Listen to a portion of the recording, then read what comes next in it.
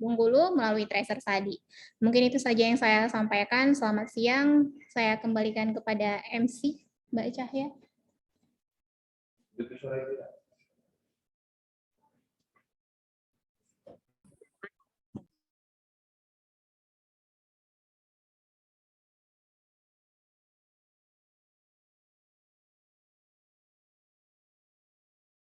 Oke, terima kasih Mbak Siska. Selanjutnya, sebelum kita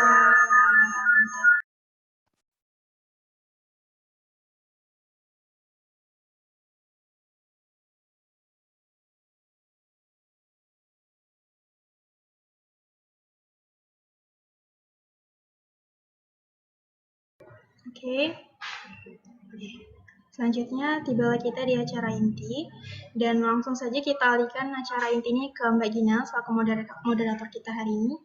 Yuk Mbak Gina, disilakan Mbak. Oke, baik. Terima kasih Cahya. Apa bisa didengar suara saya dengan jelas? Bisa ya, baik. Oke. Assalamualaikum warahmatullahi wabarakatuh. Selamat datang semua peserta webinar dalam memasuki dunia kerja bagi calon wisudawan ya, Universitas Bengkulu di periode Juni ini. Sebelumnya, saya ucapkan selamat datang juga kepada pemateri yang sudah hadir. Yang pertama ini ada Pak Bayu, dan yang kedua ada Pak Undang. Teman-teman, kita sebagai mahasiswa yang berada di akhir kelulusan ini tentu saja menginginkan persiapan yang matang untuk masuk ke dunia kerja. Nah, karena selain tantangan di luar sana yang sangat ketat, kita harus mempersiapkan skill kita agar nantinya kita bisa terpilih. Maka dari itu, Universitas Bengkulu dalam hal ini melalui CDC atau Karir Diploma Center Universitas Bengkulu memberikan wadah kepada calon wisudawan Universitas Bengkulu agar bisa bersaing di luar sana nanti untuk mendapatkan pekerjaan, baik itu di instansi terkait atau mungkin membuka usaha sendiri. Nah, jadi untuk hari ini kita akan membahas mengenai persiapan memasuki dunia kerja. Yang pertama ini akan disampaikan oleh Bapak Bayu. Sebelumnya Bapak kita sudah pernah bertemu, apa kabarnya Bapak? Semoga sehat Bapak ya. Tambah glowing ya Pak ya sekarang. Ya, Alhamdulillah, semoga Bu Gina juga sehat selalu. Iya, amin, amin Bapak. Nah, di sini teman-teman semuanya untuk yang pertama, materi dari Pak Bayu, nanti kita akan ada 2 sesi. Pertama ada dari materi, yang kedua ada tanya jawab. Nah, untuk tanya jawab ini teman-teman semuanya seperti biasa, Universitas Bengkulu dalam hal ini CDC akan memberikan giveaway kepada teman-teman yang aktif, yang bisa menyimak dan bisa menjawab nantinya pertanyaan-pertanyaan yang akan disampaikan seputar materi yang diberitahukan oleh pemateri tentunya. Untuk hadiahnya ada 4, 2 untuk di materi Pak Bayu dan 2 lagi untuk di materi Pak Undang selanjutnya. Langsung saja Pak Bayu, kami berikan waktu untuk memberikan materinya selama 30 menit Pak. Untuk selanjutnya nanti kita akan ada sesi tanya jawab 15 menit. Silakan Bapak.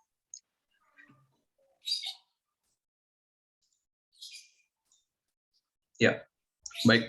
Terima kasih Bu Gina selaku moderator. Pertama-tama mungkin saya ucapkan salam hormat saya kepada Pak Berto dan seluruh tim dari CDC Unip yang telah mengundang kami dari Kadin Provinsi Bengkulu ya. Dan saya yakin ini bukan kali pertama kita ketemu ya Bapak dan Ibu. Mungkin sebelumnya bajunya berbeda nih gitu ya. Nah, sekarang menggunakan seragam Kadin seperti itu. Baik, mungkin saya manggilnya lebih ke teman-teman aja kali ya, karena saya dapat briefing bahwa yang mengikuti webinar kali ini adalah calon wisudawan.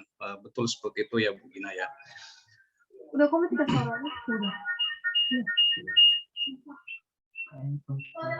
Ya, baik.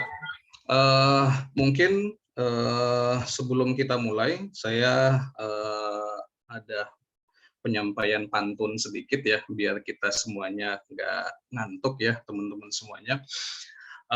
makan soto bareng jus mangga, ditemani mantan di kampung Melayu. Hai, selamat siang besti semuanya. Semoga hari ini kita sehat selalu.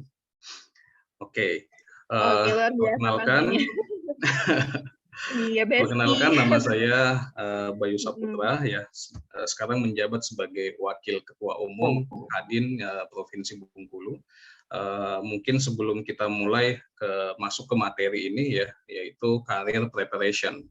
Baik, izinkan mungkin saya memperkenalkan diri saya dulu ya, mungkin biar kita saling kenal dan bisa lebih banyak interaksi di sesi tanya jawab nanti.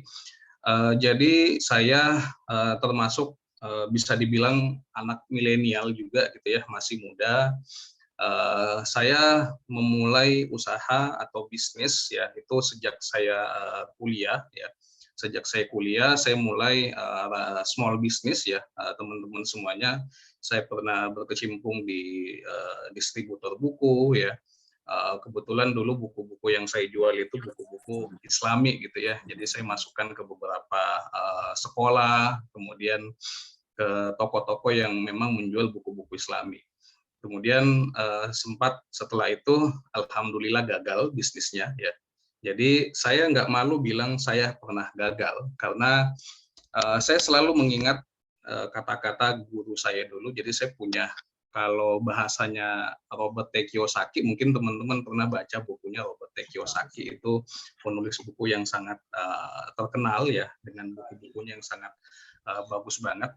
Jadi beliau itu punya ayah kaya, punya ayah miskin. Ayah miskin ini ayah biologisnya dia, dan ayah adalah ayah bisa dibilang mentornya dia. Nah, saya punya ayah kaya juga dulu ya, pada saat saya kuliah. Menjadi mentor saya itu selalu mengatakan kepada saya, baik, silahkan mulai bisnis sejak muda, sejak kamu kuliah. Bahkan udah telat sebenarnya kalau kita mulainya sejak kuliah, harusnya sejak dulu sekolah kita mulainya. Nah, jangan datang ke saya sampai kamu gagal 10 kali dalam bisnis. Jadi selalu beliau mengatakan itu kepada saya, dan alhamdulillah saya sangat bangga bilang saya pernah melakukan usaha dan saya gagal. Ya. Saya gagal, tapi bukan berarti that's a failure. Ya. Itu bukan final failure, tapi itu artinya saya pernah mencoba. Ya. Mungkin di antara teman-teman saya yang dulu yang mungkin nggak pernah mencoba sama sekali untuk melakukan usaha. Nah, saya juga pernah jualan emas ya, emas mini ya, mungkin teman-teman pernah lihat emas mini. Nah, itu saya pernah jualan ya. Kemudian B2B kulineri, itu saya jualan semacam mie ya. Jadi saya jualan itu, kemudian saya masukkan ke beberapa penjual gitu. Nah, lalu terakhir bisnis yang saya geluti waktu itu, saya bikin bimbingan belajar ya, di zaman saya kuliah ya, di tingkat akhir saya bikin bimbingan belajar, dan alhamdulillah gagal juga. Jadi bisa saya katakan kalau saya lihat secara finansial gitu ya, maka bisnis yang pernah saya alamin ini alhamdulillah gagal secara finansial, tapi secara journey yang saya dapatkan itu bahkan ini merupakan value added yang sangat berarti bagi saya. Nah, ini pengalaman-pengalaman saya menjalankan bisnis-bisnis inilah yang kemudian mengantarkan saya pada titik sekarang ini. Nah, saya bahkan dulu teman-teman sekalian ya, pernah pada saat jualan emas gitu ya, emas mini, dosen saya itu pernah sampai frontal banget bilang, wah, Bay, kamu mau jadi apa ntar kalau kuliah tuh sibuk bisnis gitu ya. Nah, jadi sampai dibilangin seperti itu. Jadi katanya saya ini mau jadi apa? Jadi pengangguran katanya, jadi nggak jadi apa-apalah, intinya seperti itu gitu ya. Jadi banyak cacian seperti itu gitu ya, ketika kita menjalankan sebuah bisnis yang sambil dibarengin dengan kuliah. Itu pasti teman-teman yang pernah menjalankan bisnis pasti pernah juga mendapatkan seperti itu ya. Nah, pengalaman-pengalaman inilah membuat saya lebih dewasa dalam kemudian menyusun strategi yang lebih baik lagi ke depannya ya. Sembari saya juga melakukan small business, saya juga pernah bikin tim ya. Jadi ada tim dengan teman-teman senior saya waktu itu di kampus. Jadi alhamdulillah saya dipertemukan dengan senior-senior yang punya visi yang sama, yaitu membangun sebuah usaha gitu ya. Dulu namanya Social Company Community yang kemudian berubah menjadi PT Ibnu Auf Global Investama. Nah, di sini saya berperan sebagai orang yang ditugaskan untuk negosiasi dengan investor potensial ya. Jadi investor-investor yang kayaknya bisa untuk kita ajak untuk menanamkan modal, kemudian bisa kita ajak untuk running the business. Nah, itu saya punya tanggung jawab di situ. Nah, ini sekedar cerita teman-teman sekalian, PT Ibnu Auf Global Investama ini sebelum dia jadi PT ini sebenarnya udah jalan usahanya, yaitu usaha ternak ayam ya, jadi peternakan ayam kampung. Tapi ini dijalankan dengan 0 rupiah modal. Jadi sama sekali kami menjalankan usaha waktu itu betul-betul 0 rupiah, tidak ada modal sepeser pun yang kami keluarkan waktu itu sebagai mahasiswa. Jadi sekarang kan banyak sekali alasan-alasan teman-teman kita di sekeliling kita yang, wah ngapain usaha kan nggak ada modal gitu. Enggak kok, tanpa modal pun kita bisa usaha. Caranya gimana? Cari investor yang punya visi yang sama. Nah itu yang belum kita coba untuk melakukan itu, gitu ya. Karena selama ini kita kalau terbentur masalah permodalan, itu biasanya mikir kita tuh gimana cari pinjaman. Padahal ada opsi yang kedua, yaitu cari investor yang punya visi yang sama. Nah, kemudian setelah itu, alhamdulillah ya, karena waktu itu ada beberapa kendala dan juga opportunity yang menurut saya sesuai dengan passion saya, sehingga saya melanjutkan karir sebagai profesional gitu ya. Jadi saya pernah jadi pengusaha, kemudian sekarang saya sebagai profesional, dan saat ini saya sebagai di jenjang karir ya sebagai kepala kantor dari Bursa Efek Indonesia di Provinsi Bengkulu. Nah, sebelum di Bengkulu saya pernah menjadi ini ya staf di bagian penilaian perusahaan. Jadi perusahaan-perusahaan yang masuk ke Bursa Efek Indonesia ya kita tahu seperti GoTo, Gojek dan Tokopedia, kemudian perusahaan-perusahaan besar yang lain gitu ya.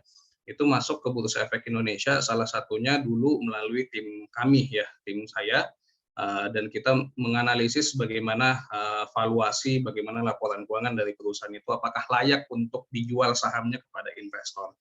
Nah, ini mungkin sedikit cerita tentang saya ya, jadi lebih dan kurang saya pernah menggeluti ya dunia usaha dan sampai sekarang juga masih berada di lingkungan pengusaha dan juga di lingkungan para investor. Lalu sedikit cerita juga kami memperkenalkan mengenai Kamar Dagang dan Industri atau Kadin ya. Jadi Kadin ini dibentuk oleh Undang-Undang Nomor 1 Tahun 1987. Jadi dasarnya itu basisnya undang-undang ya. Jadi ini bukan organisasi biasa, bukan organisasi ormas pada umumnya ya, bukan komunitas juga. Tapi ini dibentuk oleh undang-undang dan satu-satunya organisasi yang mewadahi para pengusaha Indonesia. Jadi beberapa asosiasi ya, asosiasi pengusaha, salah satunya adalah HIPMI, itu adalah salah satu bagian yang juga terdaftar di Kadin ya.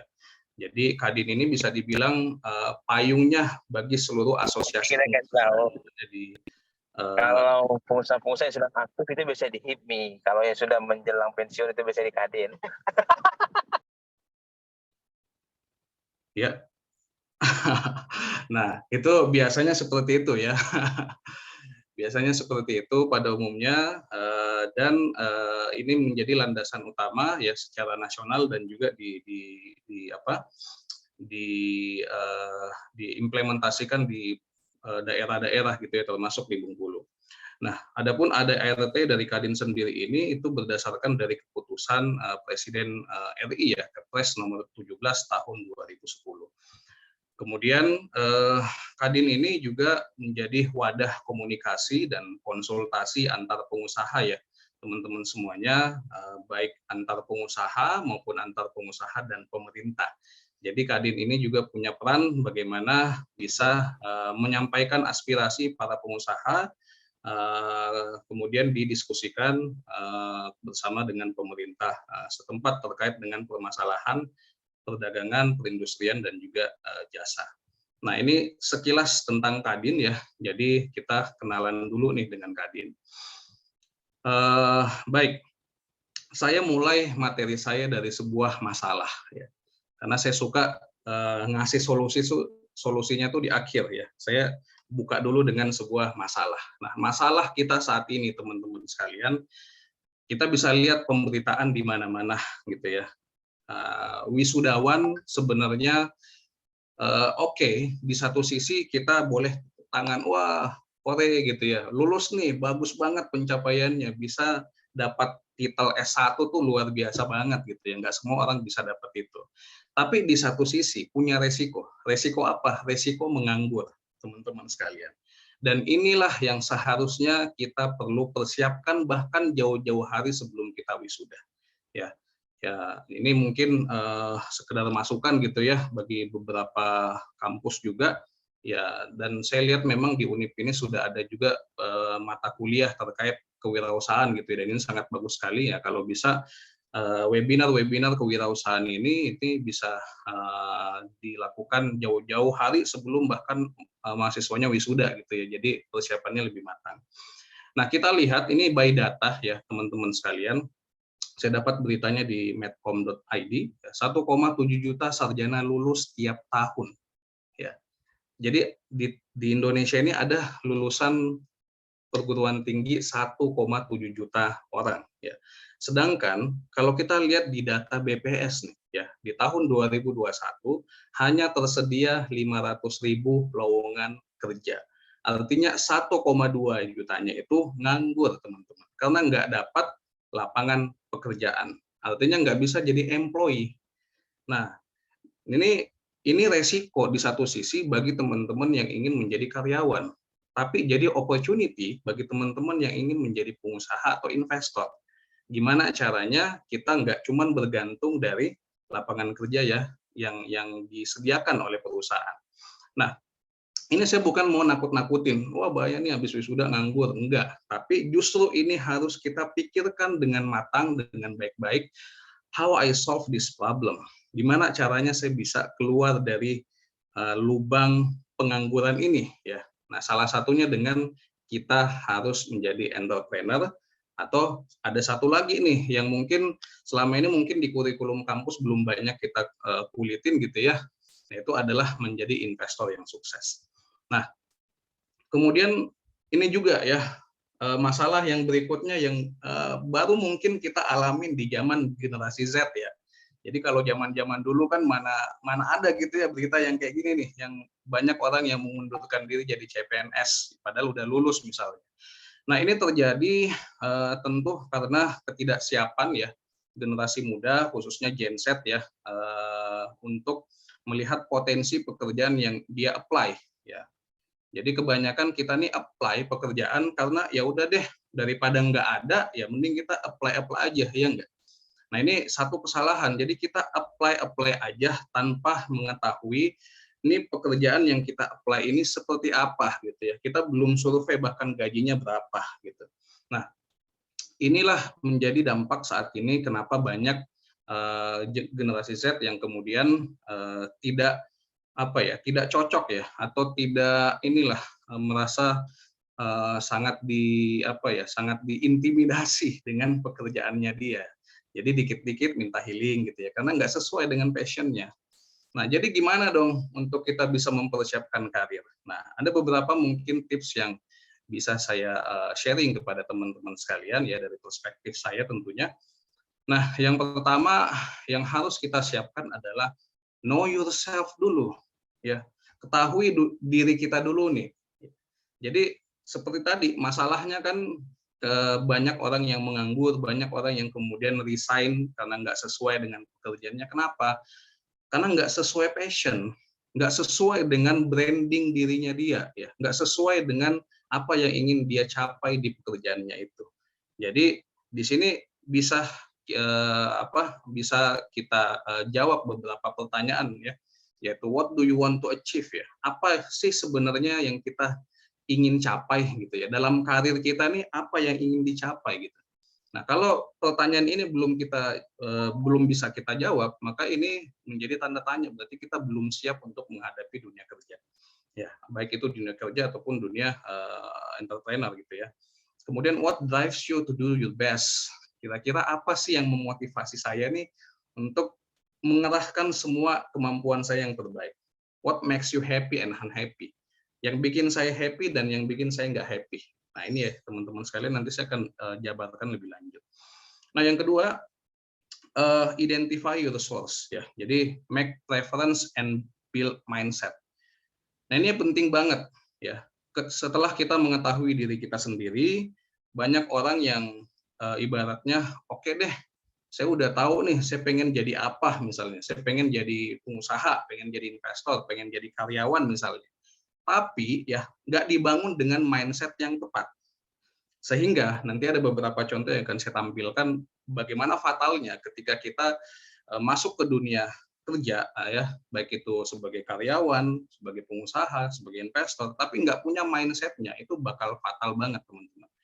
Nah, kemudian yang ketiga, acquire experience and knowledge, ya. Jadi setelah kita membangun mindset kita, nah, jangan berhenti sampai di situ. Kita juga harus mencari pengalaman dan juga pengetahuan. Nah, ini saya selalu sampaikan kepada mahasiswa di setiap webinar, internship, ya, magang lah. Jadi saya bahkan selalu disuruh sama dosen saya dulu, baik kalau bisa jangan cepat-cepat lulus, baik katanya. Kenapa? Magang dulu lah. Bahkan saya disuruh magang setahun, jadi disuruh dipending tuh wisudanya setahun untuk magang. Kenapa? Karena magang ini teman-teman selain kita juga dapat pengalaman gitu ya, ini juga masuk ke portofolio kita.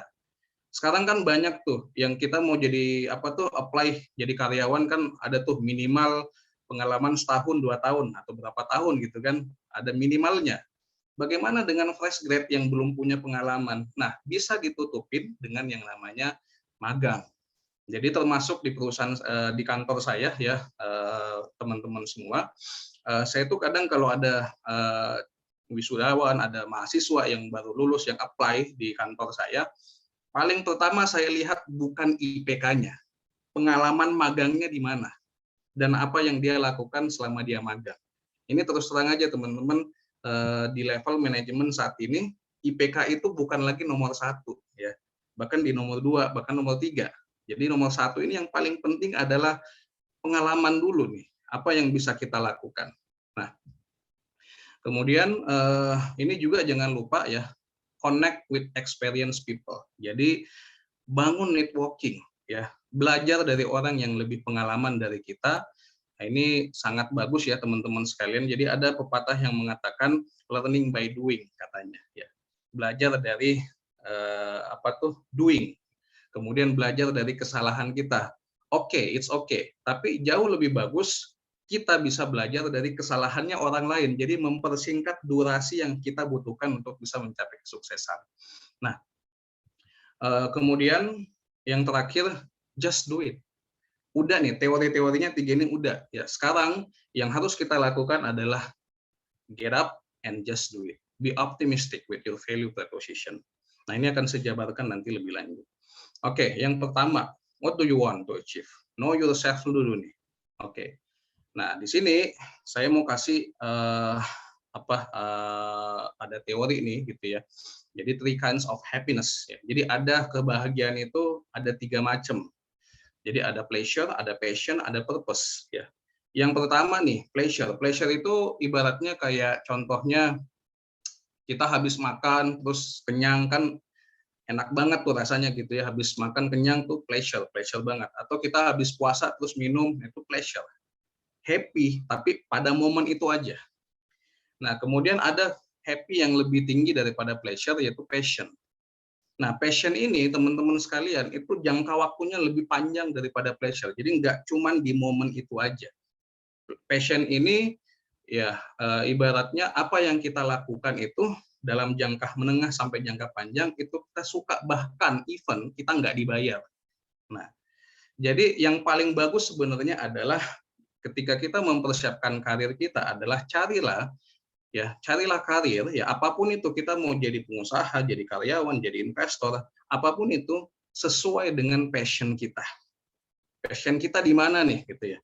Saya ada teman, dia jurusan perkebunan, kemudian jadi ini pengusaha startup, jadi go digital teman-teman. Jadi apa tuh yang dia pelajarin di kampus sama yang passionnya dia tuh beda banget, tapi bisa sukses.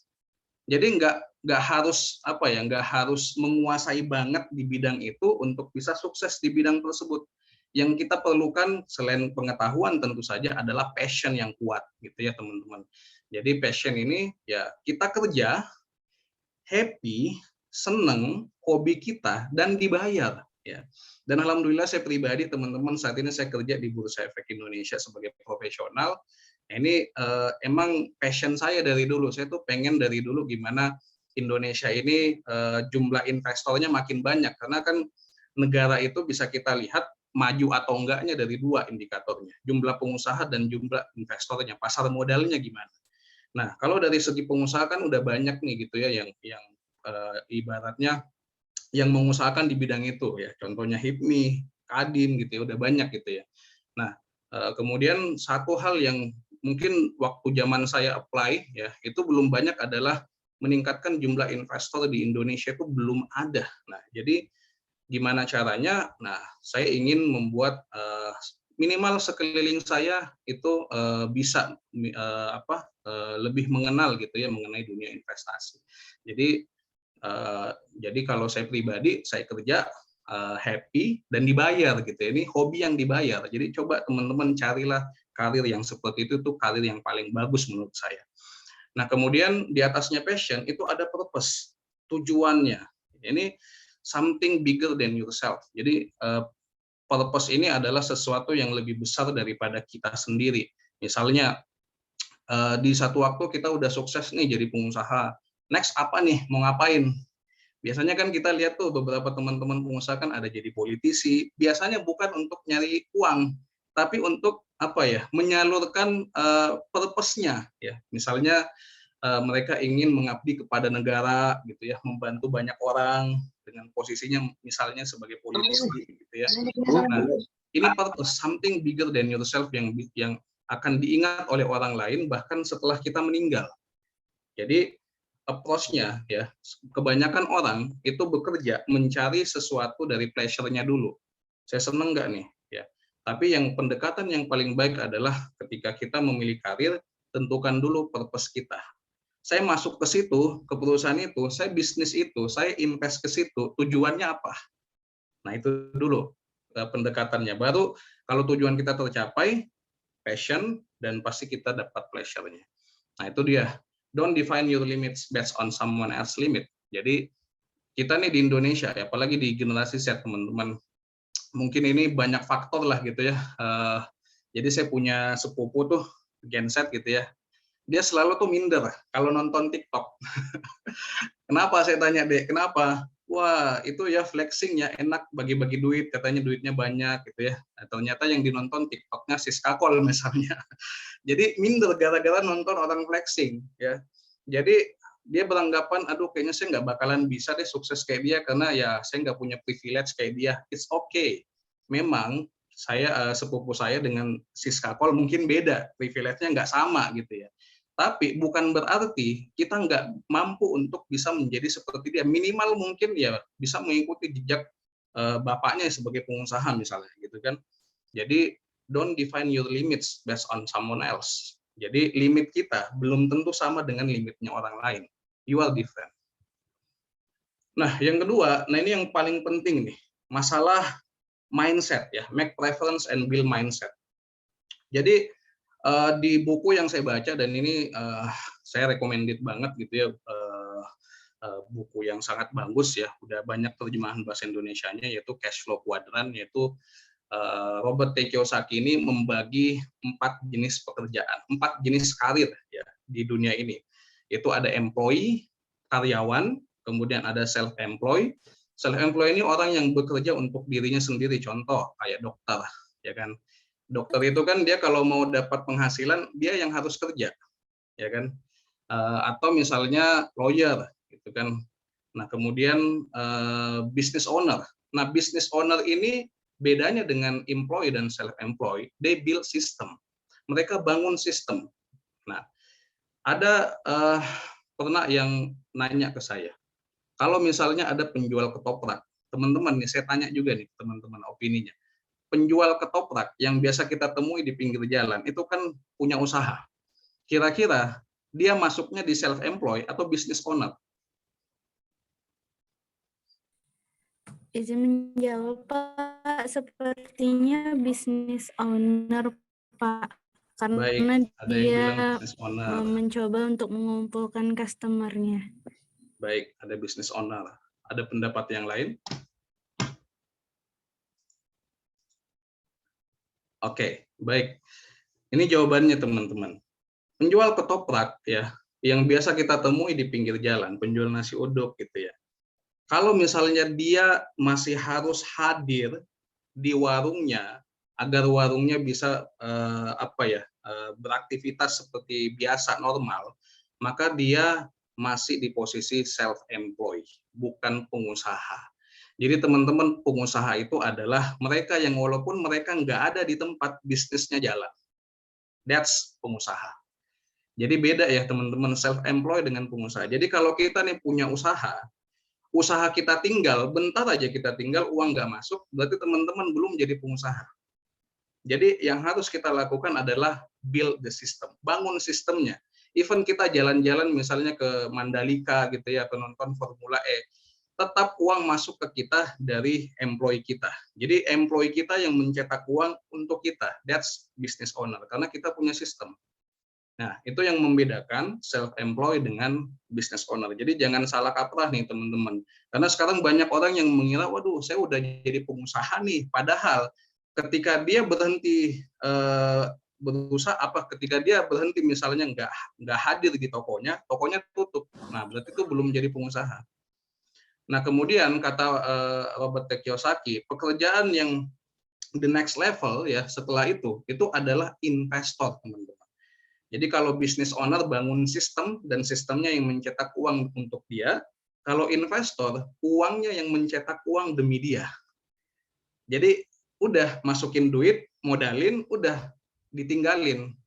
Maka yang kerja adalah si business owner-nya. Nah, inilah 4 kuadran yang diklasifikasikan oleh si Robert T. Kiyosaki. Nah, dari sini, dari 4 ini, silahkan teman-teman semuanya coba dimatangkan. Kira-kira saya ini passionnya di mana ya? Jadi employee kah, self-employed kah, business owner, atau investor?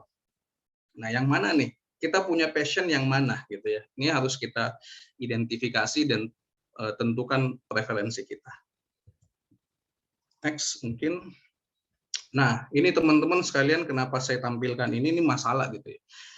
Jadi menjadi pengusaha itu bukan berarti harus punya produk yang kita jual, enggak.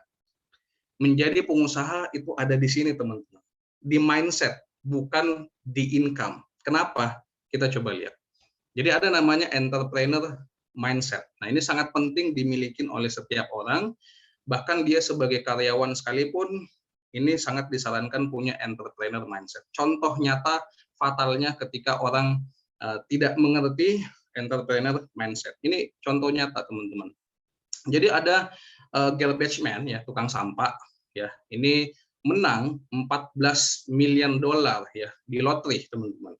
Kemudian dia setelah itu kan jadi kaya mendadak. Jadi tadinya dia orang miskin, jadi kaya mendadak dalam satu momen aja.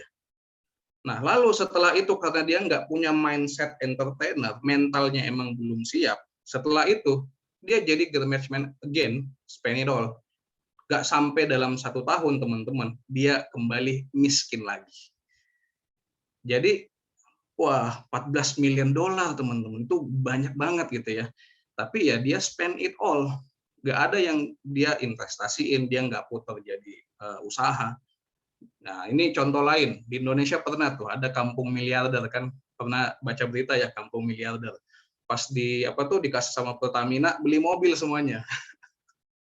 Nah, ujung-ujungnya kenapa? Ada lagi beritanya muncul. Mereka mau dipekerjakan sebagai karyawan.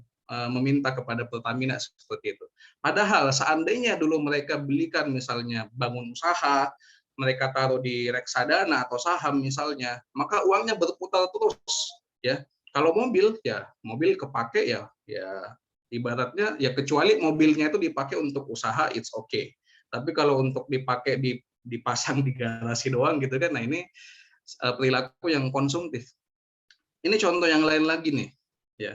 Jadi kalau kita lihat ya atlet football league ya NFL ya di Amerika, teman-teman sekalian, itu menghasilkan uang yang sangat banyak. Gaji mereka ini banyak banget, tapi kita lihat ya, bangkrut atau dia jatuh miskin hanya dalam 2 tahun setelah mereka pensiun. Bayangin, padahal gaji mereka sangat gede ya. Kenapa bisa? Karena mereka nggak punya entrepreneur mindset. Jadi mindsetnya hanya konsumtif aja. Nah, jadi ini masalahnya kenapa hal tersebut bisa terjadi. Satu, adanya poverty mindset. Poverty mindset ini adalah ya mindset orang miskin ya. Ini bukan berarti saya terlalu frontal ke orang miskin, bukan miskin harta yang saya maksud, tapi di mindset kita yang miskin. Nah, maksud saya kayak gitu. Jadi poverty mindset itu misalnya contohnya kayak gini. Kita dapat uang THR. Tiba-tiba langsung kita borong beli baju lebaran semuanya. Kenapa? Mikir kita kayak gini. Kapan lagi dapat THR? Mending pakai buat belanja gitu kan. Toh nanti ada gaji juga kok. Jadi selalu mau dihabiskan seketika uang yang banyak kita miliki. Nah, yang kedua, ya ini ada society brainwash, ya society brainwash. Jadi di society kita ini bukan bermaksud saya menjelek-jelekan society kita, tapi percaya nggak percaya teman-teman, di society kita ini kalau kita melakukan sesuatu yang berbeda dari kebiasaan itu selalu punya tantangan tersendiri, ya nggak? Misal orang tua kita suruh kita jadi PNS, tapi kita bilang enggak deh mah, saya mau jadi pengusaha. Apa yang pertama kali kita hadapi? Perlawanan dari keluarga. That's society brainwash. Jadi keluar dari zona nyaman itu bagi society, it's not okay. Jadi ini sesuatu yang sebenarnya harus kita lalui teman-teman sekalian. Kita harus stand out dari zona nyaman kita ya, untuk mencari zona nyaman yang berikutnya. Jadi sebenarnya zona nyaman itu saya sebenarnya kurang setuju kalau ada yang bilang keluar dari zona nyaman ke zona yang tidak nyaman. Enggak. Keluar dari zona nyaman yang dulu, lalu bikin zona nyaman yang baru. Memperlebar zona nyaman. Yang perlu kita lakukan adalah step out, cari ide yang baru. Ya, jangan selalu mengikuti kebiasaan masyarakat yang itu-itu aja, status quo. Ya, jadi inilah mungkin momen yang tepat bagi para wisudawan bahwa untuk mempersiapkan karir itu nggak harus jadi pegawai loh, nggak harus jadi pegawai swasta, nggak harus jadi PNS, banyak pilihan. Tadi saya udah jelaskan ada 4 jenis pekerjaan, dan itu bisa kita pilih. Nah, ini sangat penting ya teman-teman, karena poverty mindset dan society brainwash inilah yang menyebabkan banyak orang yang kita lihat di berita tiba-tiba kena investasi bodong. Saya pernah tanya beberapa orang yang kena investasi bodong. Kenapa? Karena pengen cepat kaya. Nah, inilah salah satu poverty mindset. Mereka mengira untuk menjadi kaya itu harus ada satu momen yang plek langsung kaya gitu. Jadi nggak melihat prosesnya. Nah, kemudian kalau dapat uang banyak, spendingnya banyak juga. Padahal kalau kita earn income lebih banyak ya. Kalau misalnya saat ini gaji kita anggaplah 5 juta, spendingnya 2 juta sebulan. Ketika gaji kita naik menjadi 10 juta, maka yang naik adalah tabungan dan investasi kita, bukan spendingnya. Spendingnya mah tetap 2 juta. Nah, ini yang harus kita laluin gitu ya. Solusinya adalah 1, personal finance. Kita harus mengetahui cara how to make money, how to manage money, teman-teman. Dan kemudian entrepreneur mindset ya. Dan parahnya teman-teman, ini yang jarang kita dapatkan selama ini. Ya, padahal personal finance, entrepreneur mindset, everybody needs it. Ya, semua orang butuh ini teman-teman. Kita mau jurusan pertanian, jurusan teknik, jurusan kedokteran, semua menurut saya semua orang wajib tahu soal keuangan. Karena keuangan itu that's the basic of our lives. Tanpa uang, ya orang bilang apa ya? uang is not everything. Yes, but everything needs money. Betul nggak? Jadi ya ini yang harus kita siapkan. Nah, kalau kita lihat nih teman-teman sekalian, 10 orang terkaya yang ada di dunia saat ini, itu nggak ada dari kalangan karyawan, ya. Semuanya dari kalangan pengusaha, entrepreneur yang punya yang di kuadran kanan tadi ya. Itu ada businessman dan juga investor. Jadi mereka 10 orang ini, mereka bisa achieve their goals menjadi orang terkaya di dunia, itu karena mereka bermainnya di sisi kanan. Entrepreneur, investor. Ya. Kita lihat contoh Elon Musk. Dia terakhir kali di bulan Juni ini saya lihat di majalah Forbes ya. Di bulan Juni dia punya aset 212 billion dolar ya. Itu kalau rupiah berapa tuh? Nah, kalau beli seblak banyak lah pokoknya ya. Nah, kita lihat ternyata si Elon Musk dari 212 billion dolar uangnya itu dalam bentuk asetnya, mohon maaf, itu bentuknya 184 dalam bentuk saham. Jadi kalau kita lihat nih, wah kaya banget ya orang itu ya. Enggak, sebenarnya yang uangnya banyak itu bukan dalam bentuk cash, ya, tapi dalam bentuk value company, perusahaan mereka. Kenapa mereka bisa sangat kaya raya? Karena perusahaan mereka itu dinilai oleh investor yang disebut dengan market capitalization. Yang semuanya pasti bakalan tahu nilai perusahaannya itu ketika mereka go public, gitu ya. Nah, jadi ini saya punya pengalaman teman saya, mungkin teman-teman tahu lah ya, beberapa YouTuber tuh dari saya nggak mau sebut merek, adalah dari YouTuber yang suka bahas tentang finance gitu ya, dan dia punya startup. Saya tanya, dia punya startup teman-teman, itu sama sekali modalnya 0 rupiah, dia bisnisnya bisnis coaching, gimana cara untuk melipat gandakan aset orang ya, dari investment tentu saja. Kemudian lambat laun ada investor yang datang ke dia nawar perusahaannya mau dibeli 5 miliar.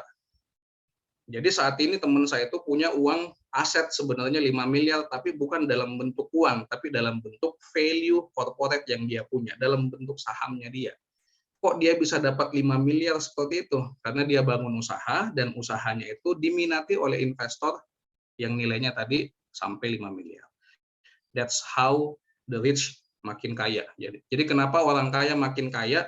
Karena mereka membangun usaha dan mereka bermain di kuadran kanan tadi, di kuadran businessman dan di investor. Jadi teman-teman mungkin ini ada quote-nya ya, if you don't find a way to make money while you sleep, kata Warren Buffett, you will work until you die. Jadi yang perlu kita persiapkan saat ini, coba teman-teman semuanya kita renungin, kita berpikir habis dari webinar ini, jangan cuma ngisi absen udah selesai, enggak. PR kita setelah webinar ini adalah teman-teman buka bukunya, catat kira-kira gimana caranya saya bisa menghasilkan uang tanpa saya perlu bekerja sampai saya mati. How? Ya, tadi saya udah kasih solusi. Build the system, build business, and invest your money. Nah, kemudian yang ketiga teman-teman sekalian, ini do internship ya. Jadi kita perlu juga mempersiapkan high skill income, learn high skill income. Jadi perbanyak intern, perbanyak kursus-kursus ya, perbanyak perbanyak sertifikasi ya. Karena teman-teman jenjang pendidikan itu nggak cuma S1, S2, S3, enggak ya. S1, S2, S3 itu sebenarnya lebih ke menjurus ke penelitian dan pengabdian gitu ya.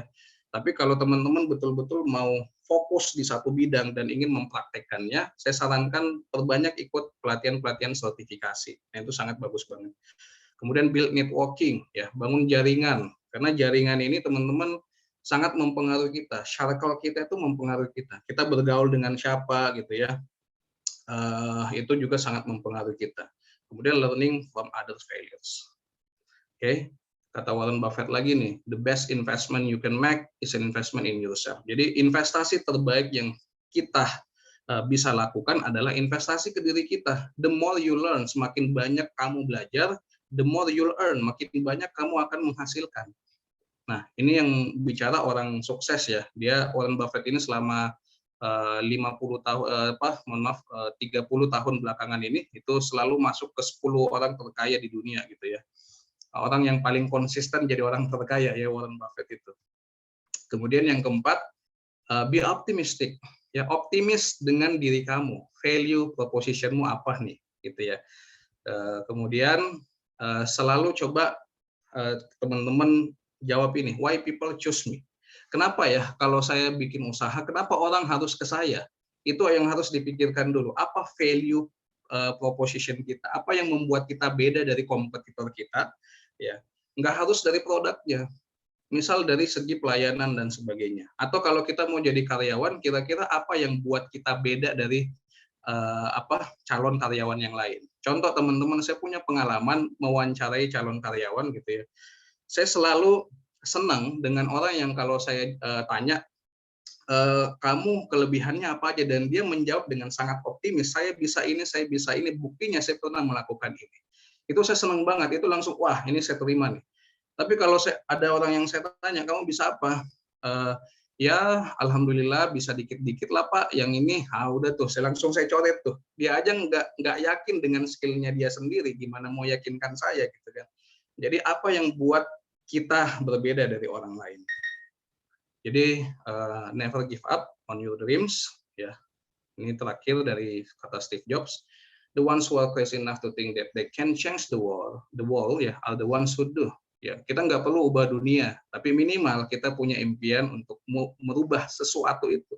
Minimal kita ubah status quo yang selama ini orang selalu bilang sukses itu hanya bisa didapatkan jadi pegawai. Enggak juga. Jadi pengusaha, buktinya ada Pak Undang nanti ya yang bisa sharing juga tentang pengalamannya beliau. Ada juga investor yang macam-macam.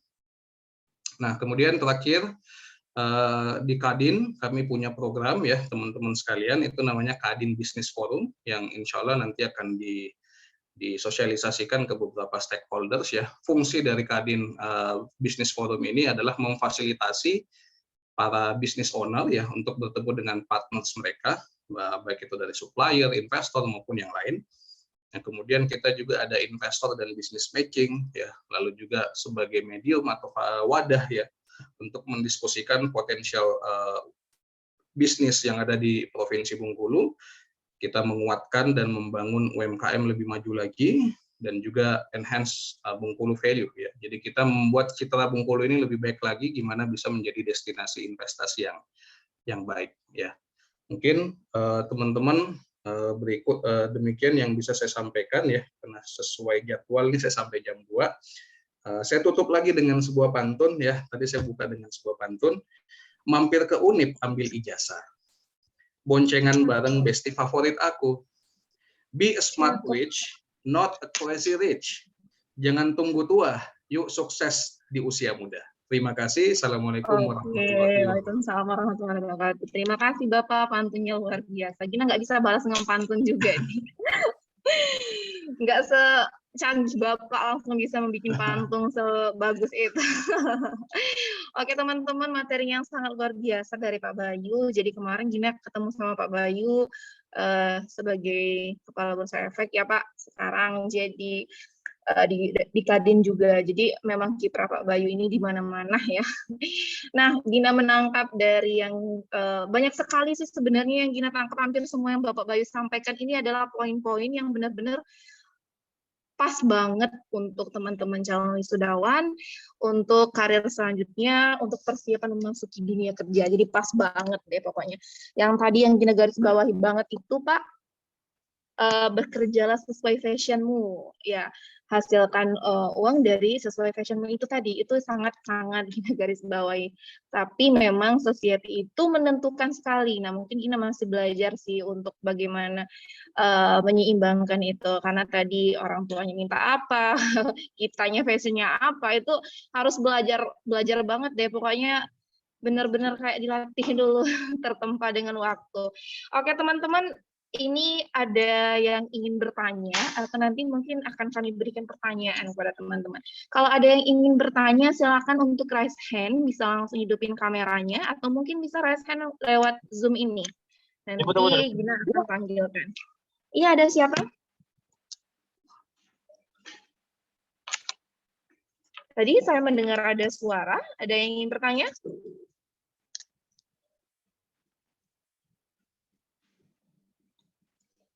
Oke, ada teman-teman yang ingin bertanya, silakan. Jadi Pak sekarang Pak Bayu ini kesibukannya jadi 2 ya Pak? Atau banyak sebenarnya yang nggak 2 aja, udah di mana-mana? Ya, bukan sibuk, tapi lebih ngabdi gitu ya. Oh, ngabdi ya. Oke. Teman-teman ada yang ingin ditanyakan? Silakan untuk teman-teman yang ingin bertanya. Silakan raise hand lewat Zoom-nya, atau mungkin bisa hidupkan kameranya dan mengangkat tangan.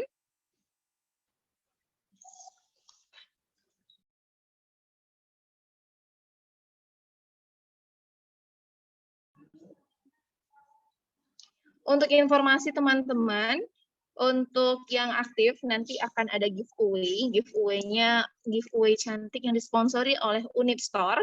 Dan sebagai informasi saja kepada teman-teman semuanya yang belum tahu Unip Store itu adalah sebuah toko yang dikelola oleh Unip sendiri. Di dalamnya itu menjual merchandise Universitas Bengkulu, baik ada mug, ada buku, ada kemudian tas, jaket, kaos, dan masih banyak lagi. Untuk teman-teman yang belum tahu, bisa silahkan pergi ke Unip belakang, nanti ada di sebelah Bank BNI, itu ada Unip Store yang bukanya Senin sampai Jumat. Jadi silahkan teman-teman kalau mau jajan ke sana atau mau main-main ke sana juga silahkan. Dan tempatnya sangat cozy, ada AC juga, pokoknya seru banget ya di sana. Nah, Pak Bayu ini Pak Berto langsung nih mau bertanya Pak Bayu. Silakan Bapak. Oke, makasih Mbak Gina. Halo Pak Bayu, apa kabar Pak? Sehat ya? Sehat Pak Berto, apa kabar Pak? Alhamdulillah sehatnya. Ada Pak Undang juga nih, baru bergabung nih. Selamat datang Pak Undang. Pak Bayu, saya mau mewakili teman-teman wisudawan nih mau bertanya Pak Bayu. Mungkin teman-teman pada malu kucing gitu kan gitu. Kalau misalkan kita statusnya masih fresh graduate Pak Bayu, cuma kita itu tertarik juga untuk bukan bekerja sih sebenarnya, masuk ke dalam dunia investasi. Nah, kira-kira ada tips dan trik nggak Pak Bayu? Bagaimana caranya bagi seorang fresh graduate untuk masuk ke dalam dunia investasi yang aman, dan kira-kira kalau di Bengkulu tuh, prosedur atau teknis apa yang harus kita lakukan? Kemana kita harus bertanya dan mendaftar Pak Bayu? Makasih banyak Pak Bayu. Baik, terima kasih Pak Berto. Mungkin izin Pak Berto, Bu Gina, dan Bapak Ibu teman-teman semua, mungkin saya cuma bisa jawab satu pertanyaan ini karena langsung mau ke bandara setelah ini. Baik, kalau untuk investor ya, menjadi investor sesuai dengan yang tadi kita bahas kan, Robert Kiyosaki membagi jadi 4 jenis ya teman-teman semua. Employee, self-employed, entrepreneur, kemudian investor gitu. Nah, saya rasa untuk sebagai pemula gitu ya, kalau teman-teman ingin ibaratnya financial freedom di masa tua atau pensiun dini, itu bisa dilakukan investasi atau pengelolaan keuangan sejak dini gitu ya. Jadi mungkin sembari teman-teman membangun usaha, di satu sisi juga kita punya backup finansial yang namanya investasi. Karena ya menjadi pengusaha dan investor itu ya saling saling berpadu gitu ya. Nah, kalau untuk menjadi investor ya tentu banyak pilihan investasi ya. Misalnya kalau teman-teman ingin yang sifatnya lebih konvensional, ada kayak emas gitu ya. Ada kalau bagi wisudawan mungkin untuk beli emas itu kan agak lumayan ya, 1 jutaan ya kalau nggak salah sekarang tuh. Itu berarti harus nabung dikit. Atau kalau kita investasi tanah dan rumah kan juga agak mahal gitu ya teman-teman ya. Sekarang banyak banget kok jenis investasi yang bisa kita mulai dari modal yang kecil-kecil gitu ya, misalnya kayak reksadana. Reksadana ini kita bisa beli di bank gitu ya, di bank atau melalui perusahaan sekuritas atau melalui ada unit link. Kalau di asuransi itu kan reksadana juga. Kemudian ada saham gitu ya, nah itu kita bisa lewat di perusahaan sekuritas. Ada obligasi retail Indonesia, itu bisa kita beli dari bank atau dari sekuritas. Artinya kalau kita beli obligasi retail Indonesia, kita turut berpartisipasi membangun negara. Kita ngasih pinjaman ke negara, nih negara saya utangin kamu deh. Jadi teman-teman sekarang kan banyak tuh yang isu-isu, wah sekarang pemerintahan tuh banyak utangnya, 7 ribuan triliun gitu ya. Padahal sebenarnya utang negara itu teman-teman paling banyak itu dari obligasi retail Indonesia dan sukuk dalam negeri gitu ya. Jadi yang utangin pemerintah itu paling banyak dari orang lokal. Jadi bukan dari asing semua, enggak, tapi dari orang lokal. Artinya masyarakat Indonesia itu sudah cukup melek untuk membantu pemerintah membangun negara. Jadi ini sebenarnya sangat bagus malah gitu ya konsep ini. Jadi ini adalah utang yang produktif karena utangnya itu nanti akan dibayarkan bunganya dan juga pokok pinjamannya itu ke orang dalam negeri, orang kita, bukan ke orang asing kok semuanya. Jadi seperti itu teman-teman, itu bisa kita mulai kok dari modal yang sangat minim 1 juta itu udah bisa 100.000 ya. Kalau saham 100.000, 5.000 udah bisa. Kalau obligasi negara retail itu dari 1 juta udah bisa.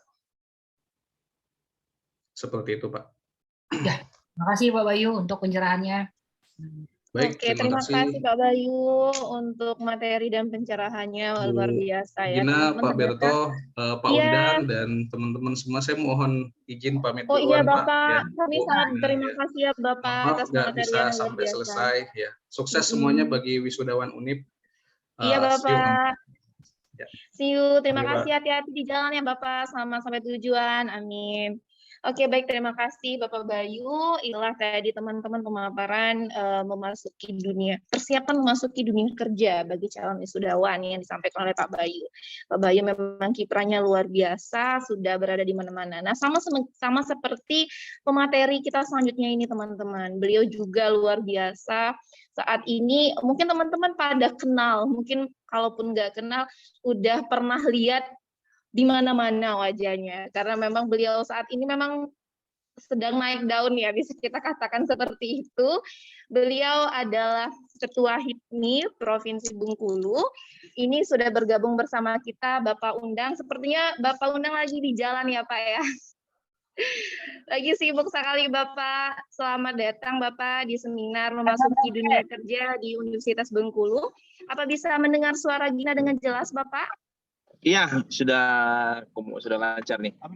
Oh iya, alhamdulillah sudah berkesempatan kami bergabung bersama Bapak. Ini kemarin saja kami pernah ke rumah Bapak, Bapaknya nggak ada. Tapi itu di tempat lain sih Bapak.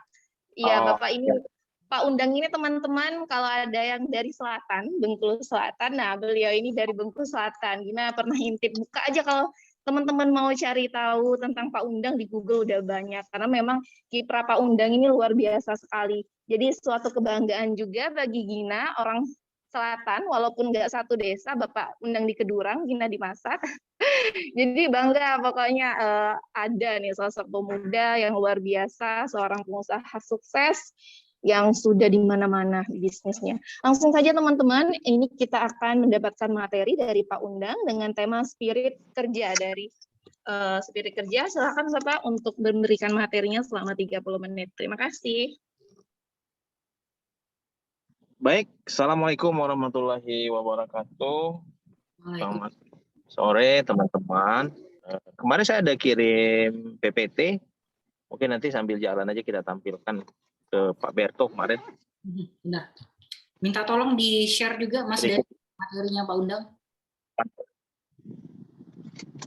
Baik Bapak, nanti akan di-share dari sini Pak. Oke.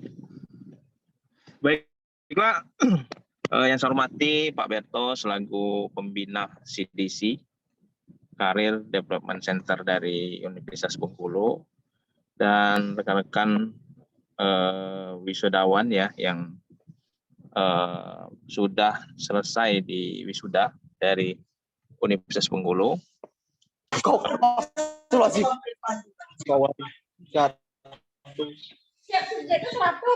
Iya, misalnya iya totalnya 100 tapi yang mungkin partisipannya boleh di-mute untuk suaranya. Oke, udah ya, terima kasih. Oke, baik, saya lanjutkan. Yang saya banggakan teman-teman dari Universitas Bengkulu. Hari ini saya mungkin mencoba sharing saja. Tadi Pak Bayu sudah panjang lebar tadi menampilkan tentang bagaimana Kadin dan juga tentang saham ya, investasi saham. Mungkin saya akan coba membawakan materi bagaimana kita menjadi seorang entrepreneur. Karena kelihatannya mudah, tapi tidak ada yang bukan tidak ada, tapi sulit untuk mencoba gitu. Kebanyakan orang takut untuk mencoba dan takut gagal gitu kan. Saya akan sharing mengenai pengalaman dan juga tips untuk menjadi seorang wirausaha yang mandiri. Baiklah, sebelum saya memulai, saya perkenalkan dulu diri saya sendiri. Nama saya Undang Sumbaga. Sekarang saya diberikan amanah oleh teman-teman HIPMI, Himpunan Pengusaha Muda Indonesia, sebagai Ketua Umum periode 2021 sampai dengan 2024. Saat ini saya tinggal di Bengkulu, tepatnya di Bumiayu. Mungkin teman-teman kalau ada mau sharing langsung bisa komunikasi dengan saya, atau main ke rumah atau main ke sekretariat HIPMI juga boleh. Mungkin pertama saya akan sampaikan dulu tentang HIPMI. HIPMI itu adalah organisasi non pemerintah, jadi organisasi yang independen dan tidak di bawah pemerintah dan juga parpol atau organisasi-organisasi kombatan lainnya. HIPMI adalah kumpulan pengusaha muda atau himpunan pengusaha muda Indonesia yang berusia di bawah 40 tahun. Jadi buat teman-teman Universitas Bengkulu yang ingin bergabung, silakan hubungi kami. Utamanya yang sudah tamat itu bisa bergabung di BPD atau BPC, Badan Pengurus Cabang atau Badan Pengurus Provinsi nanti. Sekretariat kita ada di Anggut, di depan Apotik Abdul Qoir atau di sebelahnya rumah Bung Karno, sebelah kantor PMI persis. Kantor kita buka setiap hari kecuali hari Minggu. Dan perlu saya sampaikan juga bahwa HIPMI ada HIPMI perguruan tinggi atau HIPMI PT. Jadi teman-teman di perguruan tinggi yang ingin bergabung dan tertarik menjadi seorang pengusaha sukses, bisa bergabung bersama teman-teman HIPMI perguruan tinggi di Universitas Bengkulu. Nanti bisa hubungi Ketua Faisal atau bisa hubungi Pak Berto nanti untuk bergabung bersama HIPMI perguruan tinggi di Universitas Bengkulu. Nanti apa gunanya kita masuk ke HIPMI? HIPMI ini adalah organisasi untuk mencetak pengusaha-pengusaha muda baru. Jadi jangan khawatir, oh saya belum punya usaha, terus juga belum memiliki bisnis yang kuat, nanti saya nggak bisa diterima menjadi anggota HIPMI. Tidak. HIPMI itu tuh visi utamanya adalah menciptakan pengusaha muda baru. Jadi bukan istilahnya himpunan pengusaha-pengusaha yang sudah settle atau yang sudah autopilot, tidak. Jadi himpunan pengusaha bagi teman-teman yang memang baru mau memulai usaha pun silakan bergabung. Bagi yang kuliah, yang masih kuliah bisa di HIPMI perguruan tinggi. Di setiap kampus ada kita bentuk, dan di Universitas Bengkulu kita akan lantik rencana di bulan Juli nanti untuk kepengurusan baru. Nah selanjutnya HIPMI ini lahir pada tahun 1972, ya, 10 Juni 1972. Kalau tadi Kadin tahun 1982, kita 1972, lebih cepat 10 tahun. Didirikan oleh Ayahanda Abdul Latif pendirinya. Dan juga banyak tokoh-tokoh besar lainnya yang sudah menjadi alumni HIPMI. Salah satunya Presiden Joko Widodo juga termasuk mantan Ketua Umum HIPMI di Solo, di kota Solo. Dan banyak alumni-alumni HIPMI yang sudah sukses seperti Pak Erick Thohir, Abu Rizal Bakri, terus juga Agung Laksono, Sandiaga Uno, terus Menteri Perdagangan sekarang Pak Lutfi. Banyak sekali kader-kader lain yang sudah sukses, termasuk di Bengkulu ada Pak Sultan Najamuddin, terus juga ada Wakil Wali Kota kita Dede Wahyudi, dan kontraktor-kontraktor besar lainnya yang sukses berkarir setelah memiliki jaringan HIPMI. Utamanya HIPMI adalah untuk mencetak pengusaha muda dan membentuk jaringan bisnis, karena kunci dari sebuah bisnis adalah kita memiliki relasi atau jaringan yang luas. kita memiliki produk, kalau kita tidak punya relasi dan jaringan yang luas, tentu saja akan menjadi sebuah masalah kemudian hari. Kita produksi terus-menerus, tapi pemasarannya tidak bagus, tentu ini akan juga tidak akan berhasil juga untuk penjualannya. Nah, makanya jaringan itu adalah salah satu kunci keberhasilan bisnis. Terus selanjutnya saya sampaikan, ini profil saya tadi. Sekarang saya sedang merintis Central Electro. Next. Saya sedang merintis Central Electro. Central Electro itu didirikan pada tahun 2016 akhir ya, 2016 akhir. Nah, 2016, tapi secara awal saya merintis itu bulan 1 April 2015. Tepatnya setelah saya pindah dan resign dari tempat saya bekerja dulu di Palembang. Jadi pulang saya ke Bengkulu, saya merintis usaha elektronik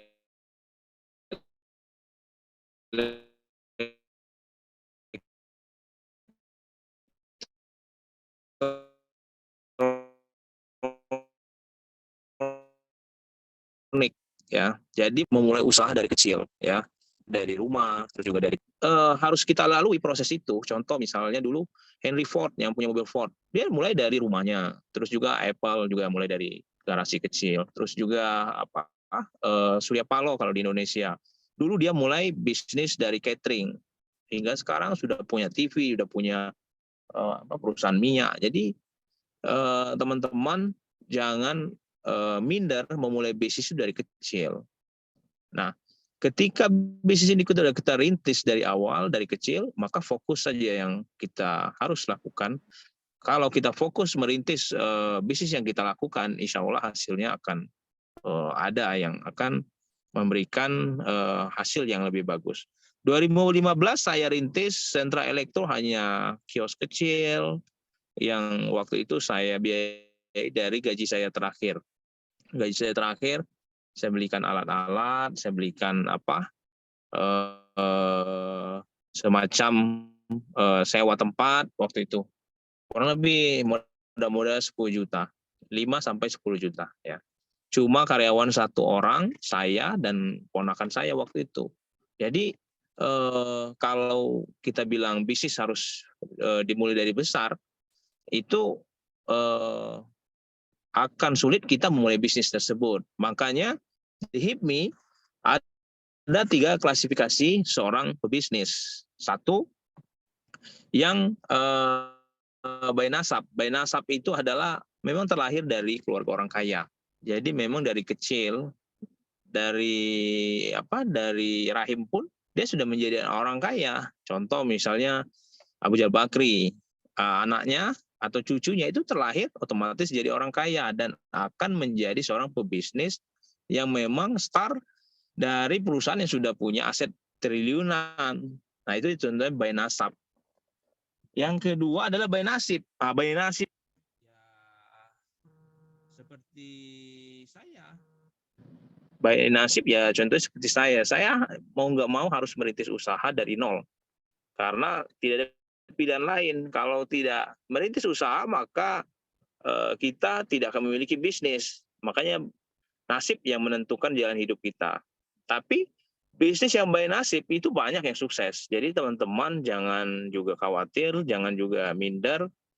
Bisnisnya dimulai dari hal-hal kecil, nanti tidak bisa berkembang atau tidak ada permodalan. Kalau kita sudah rintis dan fokuskan dari kecil, mudah-mudahan bisnis itu akan maju.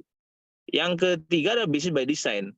Nah, saat ini bisnis yang by design inilah yang terus kita sosialisasikan kepada kalangan-kalangan muda, termasuk teman-teman dari universitas. By design itu adalah kita belajar dan juga memang kita desain sebelum bisnis itu jadi. Kita disekolahkan dan kita ikut seminar, kita ikut training, sehingga akhirnya betul-betul bisnis ini setelah kita open, kemungkinan untuk gagalnya itu kecil sekali. Nah, itu namanya kan bisnis by design. Nah, jadi teman-teman jangan khawatir, kita memulai bisnis dari hal-hal yang kecil atau belum punya modal yang besar. Nah, saya membesarkan sentra elektro pun hanya bermodalkan tekad dan semangat, hingga sekarang saya sudah memiliki cabang 4 provinsi, di Bengkulu, di Palembang, Lampung, dan Jambi. Bahkan saya sudah mengalahkan perusahaan-perusahaan yang dulunya sudah terlebih dahulu menjual AC sekarang. Nah, karena fokus usaha saya adalah kontraktor listrik dan air conditioner.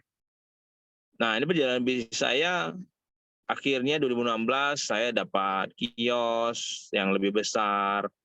Nah, ini kan bertahap. Kalau kita by nasib tentu modalnya tidak bisa besar, dan juga sumber dayanya pun tidak bisa sekaligus langsung kita dapat misalnya permodalan 1 miliar misalnya, atau 2 miliar. Tidak bisa, kita harus mulai dari hal kecil. Tapi itu proses, kalau kita lewati dengan berhasil, tentu saja perusahaan tersebut akan bisa menjadi perusahaan besar. Next.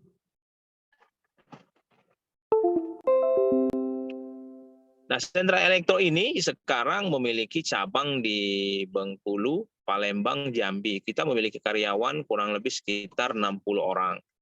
Dan karyawan-karyawan saya pun sekarang sudah juga banyak yang sudah membuka usaha sendiri. Memang saya sampaikan kepada teman-teman karyawan saya sampaikan bahwa untuk memulai usaha, mereka juga bisa mulai dari nol. Saya sampaikan ke mereka, tidak mesti selamanya harus menjadi seorang karyawan. Merintis usaha dari nol pun bisa. Nah, sehingga sekarang saya mungkin sudah mencetak kurang lebih 50 orang wirausaha mandiri yang saya latih sendiri di bengkel, di perusahaan saya, hingga akhirnya karyawan-karyawan saya tersebut memiliki skill, keterampilan, dan alhamdulillah mereka rata-rata sudah ada yang berhasil, ada yang sudah punya mobil, ada yang sudah punya karyawan 4 orang, ada yang buka di Muko-Muko, ada yang buka di mana, ada yang buka di Curup. Alhamdulillah mereka sudah bisa untuk membiayai hidup mereka sendiri yang tadinya pengangguran, terus juga bekerja di kebun, akhirnya sekarang sudah punya skill dan membuka usaha sendiri. Nah, ini yang saya sampaikan, bahwa bisnis itu tidak harus didasari oleh modal-modal besar baru kemudian baru kita bisa membuka bisnis tersebut atau memulai usaha. Tidak mesti harus modal-modal besar. Nah, ini poin-poin yang perlu kita ketahui. Nah, untuk seorang mahasiswa, bagaimana sebenarnya kita memahami dan menciptakan peluang-peluang baru di era milenial saat ini. Saat ini tentu era-era bisnis itu sudah semakin berubah dengan cepat. Salah satunya saat ini banyak sekali bisnis-bisnis yang memang ditekuni oleh anak muda, memang harus memiliki kemampuan untuk manajerial yang kuat.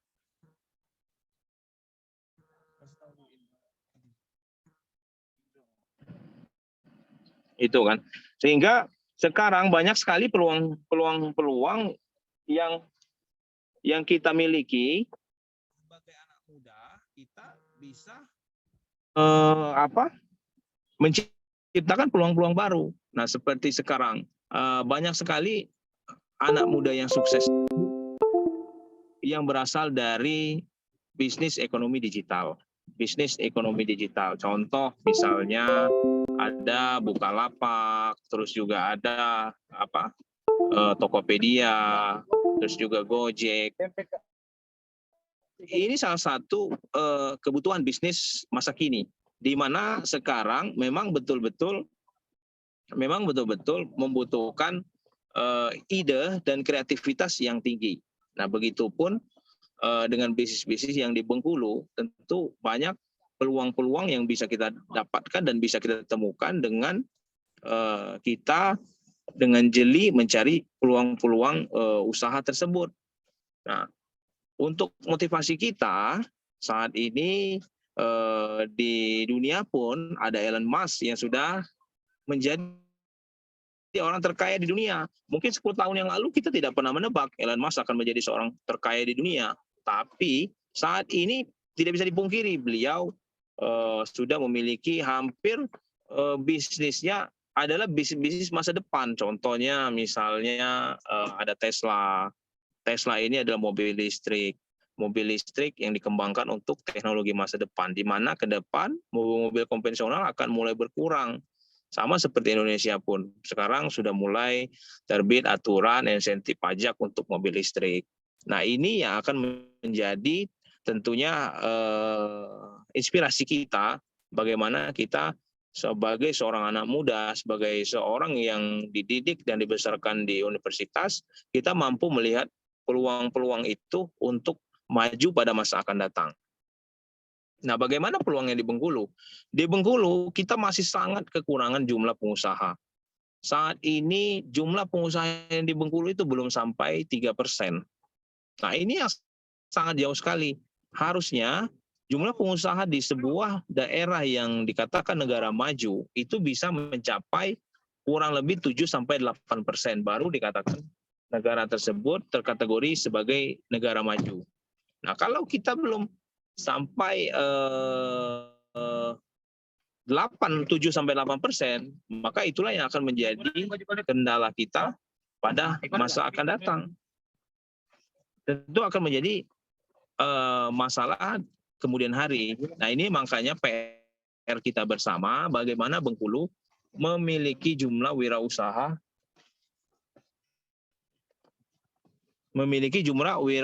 yang banyak.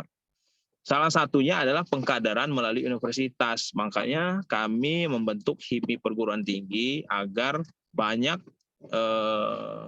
ke depan ada kader-kader dari universitas ini lebih banyak tertarik ke dunia usaha. Nah, inilah PR kita bersama, bagaimana mencetak pengusaha-pengusaha muda baru di Bengkulu, orang-orang yang memang betul-betul tertarik menjadi seorang pengusaha. Saya sebagai Ketua HIPMI mengajak teman-teman dari Universitas Bengkulu untuk mari kita melihat peluang-peluang bisnis yang ada di Bengkulu agar kita bisa bersaing dengan provinsi-provinsi lain. Tidak bisa kita pungkiri, saat ini Bengkulu masih menjadi nomor 2 provinsi yang boleh dibilang terbelakang di Indonesia, di Sumatera. Nah, ini yang menjadi PR kita bersama, utamanya dari kampus. Bagaimana sebuah kampus bisa menelurkan atau melahirkan kader-kader entrepreneur muda agar bisa menaikkan taraf hidup masyarakat di Bengkulu. Nah, ini menjadi PR kita bersama. Kami di HIPMI sangat welcome untuk teman-teman yang ingin bergabung nanti untuk membesarkan usaha secara bersama-sama, bagaimana kita mencari peluang atau berkolaborasi dengan teman-teman yang sudah ada di HIPMI, begitu. Mungkin itu penyampaian materi sedikit dari saya. Nanti kita buka sesi tanya jawab buat teman-teman yang ingin bertanya, saya akan sampaikan dan mencoba menjawab. Dan juga insya Allah nanti kita akan membuat acara event bersama dengan Universitas Bengkulu bertajuk seminar kewirausahaan dengan teman-teman HIPMI perguruan tinggi di Universitas Bengkulu. Itu saya dari saya. Terima kasih. Wassalamualaikum warahmatullahi wabarakatuh. Waalaikumsalam warahmatullahi wabarakatuh. Terima kasih Bapak Undang. Wah, ini pematerian juga menginspirasi banget ya. Dari usahanya tahun 2015, dari bengkel kecil, terus sekarang udah 60 karyawan. Itu luar biasa sekali. Satu orang karyawan digaji berapa tuh Pak? Kalikan aja 60. Nah, sama kata Pak Bayu tadi, omsetnya kalau dihitung-hitung Pak Undang udah berapa? Gina udah pernah ke rumah Pak Undang juga kemarin waktu yang di Bumi Ayu itu, wah, luar biasa deh. Nah, teman-teman, sebagai informasi saja untuk perguruan tinggi yang tadi Pak Undang sampaikan, itu saat ini sedang rekrutmen. Jadi untuk informasinya, bagi teman-teman yang mahasiswa, di sini ada juga teman-teman masih mahasiswa Pak Undang. Jadi untuk teman-teman yang mau gabung, silahkan untuk follow Instagram Sibisi, lihat informasinya di sana, sudah ada informasi untuk rekrutmen dari HIPMI PT. Kalau untuk informasi lebih lanjutnya bisa langsung kontak kami di CDC, lewat Instagram kami boleh, WhatsApp kami boleh, teman-teman. Nah, teman-teman, kita berikan satu saja kesempatan untuk yang berdiskusi, karena sepertinya kita melihat juga untuk pemateri kita jam terbangnya sangat tinggi. Bahkan saat ini saja sepertinya sedang di jalan ya Pak ya. Jadi boleh teman-teman yang mau bertanya silahkan. Kalau tidak ada yang ingin bertanya, saya ingin bertanya ini.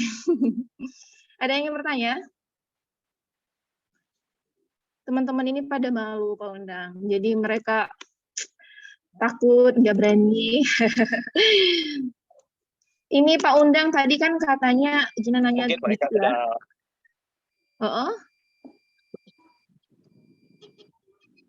Ya mungkin sudah mau mulai bisnis, jadi bisa jadi. pengen cepat-cepat segera mungkin kan. Bisa jadi Bapak. Sebelum kalau teman-teman yang nggak mau nanya, Gina mau nanya nih Pak. Tadi kata Bapak kan kalau misalkan kan kami dapat informasinya kalau untuk gabung HIPMI PT itu kan bisa ada lagi open recruitment nih. Sekarang informasinya bisa kami lihat di Pamflet di CDC. Nah, kalau seandainya HIPMI yang kata Bapak kalau kita udah lulus atau wisudawan bisa gabung sama HIPMI di provinsi atau HIPMI bagaimana ya Pak? Oh ya, HIPMI yang reguler berarti kan yang bukan bukan yang ini lagi ya, yang biasa ya. Bukan yang dari perguruan tinggi. Itu saya share ini ya di chatting sudah saya share untuk HIPMI perguruan tinggi. Kalau untuk yang HIPMI reguler atau yang sudah selesai kuliah bisa bergabung di sekretariat kami, nanti bisa ke depan penurunan, nanti kita akan sampaikan syarat-syaratnya untuk bergabung. Dan kebetulan saya memang lagi di jalan, kita hari ini saya baru tiba di Jakarta, kita mau acara HUT 50 tahun HIPMI hari ini. Oh, jadi pas banget ya hari jadi ini ya? Jadi nanti ada bukan hari ini, besok. Oh, besoknya. Oh, iya tanggal ya, 10 Juni lusa ya. Tanggal 10 Juni kita ada acara di Jakarta HUT 50 tahun HIPMI. Rencananya tanggal 10 Juni itu akan menjadi Hari Entrepreneur atau Hari Wirausaha Bengkulu, Wirausaha Nasional yang akan diresmikan oleh Pak Jokowi tanggal 10. Nanti lusa nanti GCC. Kami juga mau pamer, kebetulan Pak Jokowi akan berkunjung ke stand juga. Nanti kita akan pamerkan di sini banyak sekali kita bawa, ada sekitar 200 produk UMKM, ada lempok, terus juga ada keripik tuiri, ada kerajinan tangan, handcraft juga. Nah, buat teman-teman silakan nanti bergabung bersama kami yang punya produk, nanti kita bantu pasarkan ke tahun. Nanti kita bisa kita jangan takut untuk tantangannya sih banyak. Tantangannya itu sebenarnya dari dalam diri kita sendiri, bukan dari luar. Contohnya rasa malas, rasa minder, terus juga rasa itu saja sebenarnya dari dalam diri kita aja. Kalau dari luar kan tidak ada. Kalau dari luar hanya posisinya memang kita takut untuk mencoba. Kalau kita mencoba, tentu ada saja jalan-jalan yang kita temukan yang bagus, yang bisa kita lewati. Apalagi kalau teman-teman bergabung di HIPMI, banyak sekali teman-teman di HIPMI ini yang sedang berbagi bisnis, peluang bisnis, berbagi tips untuk mengembangkan bisnisnya. Nah, jadi kepada teman-teman dari wisatawan Bengkulu, jangan takut untuk jadi seorang entrepreneur, karena Bengkulu saat ini masih sangat kekurangan jumlah entrepreneur di Bengkulu. Jadi kalau ada lowongan pekerjaan, misalnya di Bank Mandiri hanya 10 orang, kalau entrepreneur di Bengkulu ini masih ribuan orang terbuka. Nah, itu nggak perlu kita melamar, tinggal kita niatkan dalam Benar. hati. Kalau kita ada kemauan, pasti ada jalan. Begitu. Iya, jadi kalau ada kemauan pasti ada jalan. Seperti sebenarnya Gina tuh sangat termotivasi sih dari Pak Undang. Gina lihat dari Instagram Bapak, rumahnya yang di Kedurang gitu. Luar biasa sekali ya Pak perjalanannya.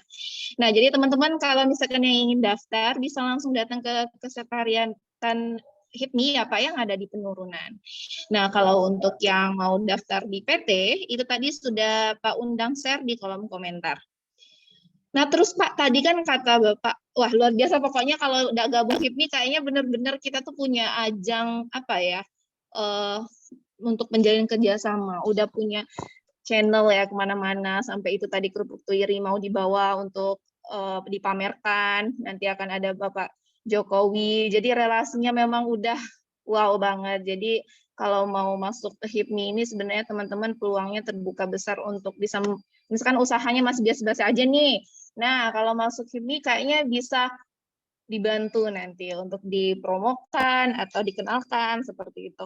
Nah ini ada pertanyaan juga Bapak, izin bertanya. Saya memiliki ketertarikan untuk membuka usaha, namun saya memiliki ketakutan-ketakutan yang tidak ada. Sebentar, ada di kolom komentar ya. Saya bacakan. Izin bertanya, saya memiliki ketertarikan untuk membuka usaha, namun saya memiliki ketakutan-ketakutan. Takut tidak ada yang membeli, takut tidak ada yang suka, dan usaha yang kita buat. Bagaimana cara mengatasi ketakutan-ketakutan seperti itu, Pak? Nah, itu Pak pertanyaannya. Baik, ya. Karena sinyalnya cukup bagus, kita lanjut aja bertanya ya. Baik, untuk usaha takut membeli sebenarnya sama. Saya awalnya juga begitu dulu. Saya berhenti dari perusahaan saya tempat bekerja itu ketika saya baru menikah. Jadi banyak dalam diri saya itu seperti yang disampaikan tadi, takut nanti nggak laku, nanti istri mau ke mall nggak ada uang, nanti istri mau kemana nggak ada uang. Karena ini juga menjadi motivasi dalam diri kita, atau juga menjadi sebuah tantangan juga. Pada dasarnya adalah itu sebuah rasa yang manusiawi, pasti akan muncul gitu rasa takut itu. Sama ketika perusahaan itu besar pun nanti akan muncul lagi rasa ketakutan, takut misalnya nanti ada yang kayak sekarang kan banyak pengusaha-pengusaha taunya ada persaingan bisnis dikriminalisasi. Bisa juga seperti itu. Tapi memang sebagai seorang wirausaha itu kita harus miliki mental yang kuat. Jangan kita terlalu gampang dipengaruhi. Contoh misalnya nanti kamu bikin ini nggak ada yang beli, terus nanti modalnya kemana, ininya kemana. Itu ya pentingnya kita bergaul ya, pergaulan itu sangat penting dalam berbisnis ya. Sampai teman-teman bilang ilmu itu tidak semuanya dapat kita raih atau kita dapatkan itu di kursi kuliah atau di kursi sekolah, tapi di pergaulan itu ilmu yang paling besar yang bisa kita dapatkan. Selain teman yang banyak, ada ilmu-ilmu pergaulan, teknik-teknik pergaulan, itu yang mesti harus kita miliki. Makanya kita harus ikut organisasi, agar pengalaman itu bisa kita beli dari teman-teman, biar pengalaman teman saja yang tahu, gitu kan. Nah, ini posisinya yang betul-betul harus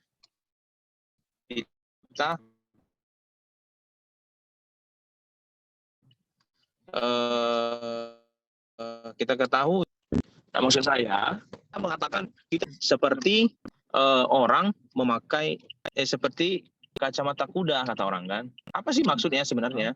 Maksudnya itu bahwa kita itu jangan terlalu tengok kiri kanan gitu kan. Sedangkan fokus kita ini bisa berubah-ubah akhirnya. Nah, itu maksud saya kita harus antisipasi bagaimana caranya agar hal-hal seperti ini tidak terjadi dengan kita. Fokus saja, rezeki itu sudah ada Tuhan yang mengatur. Jadi tidak akan tertukar dan juga tidak akan pernah usaha kita itu tidak ada hasilnya. Tinggal kita berusaha, nanti pasti Tuhan akan memberikan hasil yang terbaik untuk kita. Gitu. Iya, baik. Itu tadi Putri jawaban dari Pak Undang. Jadi memang rasa takut itu sebenarnya tidak bisa dihilangkan, tapi kita harus bisa berdamai dengan rasa takut itu. Awal kita memulai suatu usaha akan ada rasa takut. Ketika Pak Undang sekarang itu udah punya usaha dengan 60 karyawan, Pak Undang pasti punya ketakutan juga. Bagaimana nanti untuk 60 karyawan saya ini ke depannya harus lebih maju. Pasti seperti itu ketakutan Pak Undang. Jangan sampai lebih menurun. Nah, seperti itu pasti ada. Jadi bagaimana cara kita memanage diri kita dengan rasa takut itu, bagaimana cara kita berdamai, dan pasti tadi kata Pak Undang, setiap usaha pasti ada hasil. Hasil itu bukan hanya dari uang, hasil itu bukan hanya dari besarnya pendapatan atau keuntungan. Tapi ketika kita misalkan seandainya gagal, tapi itu kan ada hasil. Hasilnya apa yang kita dapatkan? Ya seperti pelajaran. Seperti Pak Undang ini, kalau Gina baca dari Google ya, beliau ini SMK di Lampung. Benar Bapak ya? SMK di Lampung bekerja sama dengan Toyota, kalau saya nggak salah Bapak, atau iya benar ya? Bekerja sama dengan Toyota, karena kalau di Google itu pokoknya tadi ya ada dari nasib ya. Jadi itu Pak Undang setelah SMK beliau tidak langsung kuliah. Nah, terus dia langsung dari Toyota itu kan karena kerjasama beliau kerja. Dengan kerja beliau ada dapat usaha, dari usaha itu ada hasil. Hasilnya belum tentu, Gina nggak tahu, mungkin gaji Pak Undang waktu itu mungkin kecil, nggak sebesar orang yang mungkin S1 baru kerja dulu, mungkin nggak sebesar itu ya. Tapi ada hasilnya dari situ Pak Undang bisa belajar, akhirnya beliau diangkat jadi manajer atau apa itu, pokoknya diangkat. Dengan itu Pak Undang mengambil resiko lagi. Resiko yang beliau ambil itu adalah kuliah. Kalau Gina nggak salah, beliau kuliah S1 informatika dengan meninggalkan pekerjaannya. Nah, di situ pasti ada rasa takut. Nggak mungkin nggak ada ya rasa takut itu. Tapi ya bagaimana cara berdamai lagi dengan ketakutan tersebut. Pak Undang beranikan diri untuk kuliah, kemudian beliau merintis usaha. Kalau Pak Undang tidak menghadapi rasa takutnya tersebut, ya mungkin Pak Undang nggak seperti ini. Jadi balik-balik lagi, bagaimana cara kita untuk berdamai dan memanage rasa takut kita tersebut, teman-teman. Seperti itu mungkin Bapak ya? Betul. Iya, betul sekali. Sepertinya yang lain akan banyak sekali ini Bapak untuk bertanya. Jadi bingung ini. Kami batasi untuk satu terakhir, kayaknya kita ngeganggu waktu Bapak nih teman-teman. Nanti mungkin kita bisa diskusi langsung nanti di HIPMI, atau mungkin kita bisa kontak langsung sama Pak Undang. Yang mana ya pertanyaannya ini? Nah, izin bertanya Bapak, tadi Bapak berbicara bahwa jaringan atau koneksi sebagai kunci utama dalam berbisnis. Nah, bagaimana cara kita untuk mencari jaringan yang tepat untuk usaha yang bakal kita rintis ke depannya? Sebenarnya kita bisa jawab. Salah satunya bisa gabung HIPMI, teman-teman. Mungkin jaringan bisa akan tambah. Ya, betul. Terus ini aja Bapak, bagaimana cara mengatasi usaha yang kurang jalan? Seperti jualan sepi peminat, apakah ganti haluan, ganti penjualannya, atau tetap stay dengan usaha tersebut, Bapak? Nah, jadi ini bagaimana tipsnya, Bapak? Kalau seandainya usaha kita nih macet nih, mungkin ya, dulu pernah Bapak macet nih di AC nih kan, di Sentral Elektro. Apakah berhenti di situ untuk cari yang lain, atau bagaimana Bapak tips dari Bapak? Terima kasih, itu Bapak. Jaringan ya. Satu, yang pertama dari jaringan, yang kedua tadi ini saya baca juga ada mengenai usaha macet. Sepi ya. Baik. Jadi untuk jaringan, makanya saya bilang saya ada beberapa melihat orang-orang yang sukses ya. Jadi dia bilang intuisi bisnis itu tidak ada ilmunya di bangku kuliah, dia bilang. Intuisi bisnis ya, itu harus ditempa dengan pergaulan. Nah, makanya kita harus luas pergaulan. Seorang pengusaha itu harus luas pergaulannya, dalam artian pergaulan yang positif ya. Pergaulan yang memang di situ ada orang-orang yang memang market yang kita tuju, dari pasar atau dari market, dari produk yang kita miliki. Contoh misalnya, kita bergabung dari sebuah klub sepeda. Di klub sepeda itu ada kepala cabang bank, terus juga ada orang kepala cabang pemimpin perusahaan otomotif misalnya, atau ada kepala dinas. Itu kita sudah memperluas jaringan loh. Tinggal kita memulai sebagaimana kita menjadikan diri kita sendiri, diri kita sebagai seorang marketing yang betul-betul canggih gitu, atau seorang marketing yang betul-betul memiliki kemampuan melakukan lobby yang kuat. Pak Undang mungkin lagi bermasalah ya teman-teman. Ya, jadi jaringan yang kuat itu bagus. kita harus dapatkan dari pergaulan. Itu yang harus garis bawahi. Nah, terus yang kedua mengenai bisnis yang macet.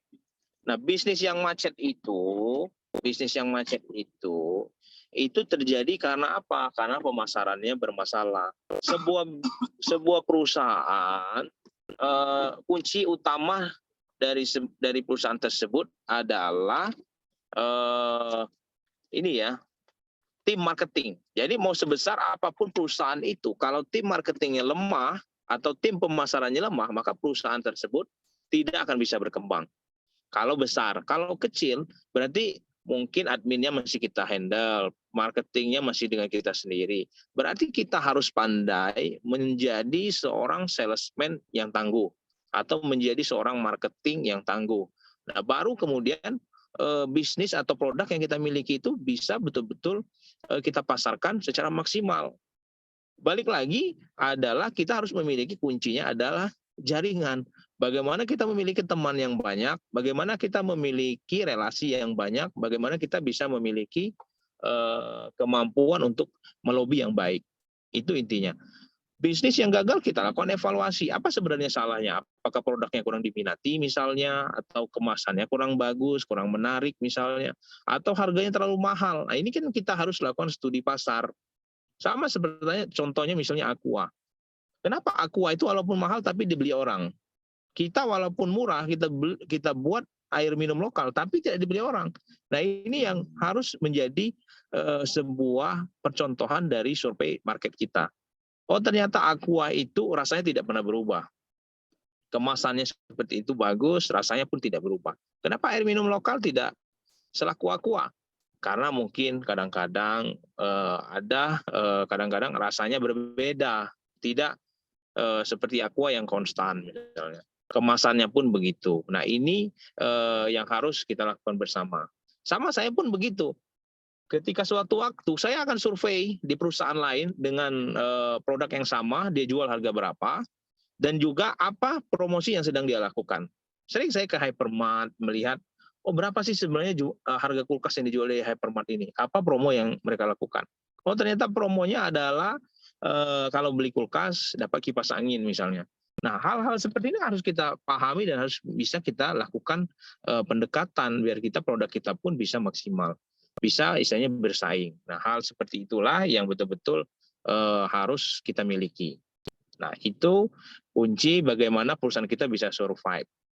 Nanti kita akan kulas lebih mendalam di seminar bersama teman-teman Universitas Bengkulu. Bagaimana menjadi seorang wirausahaan muda mandiri yang sukses. Gitu.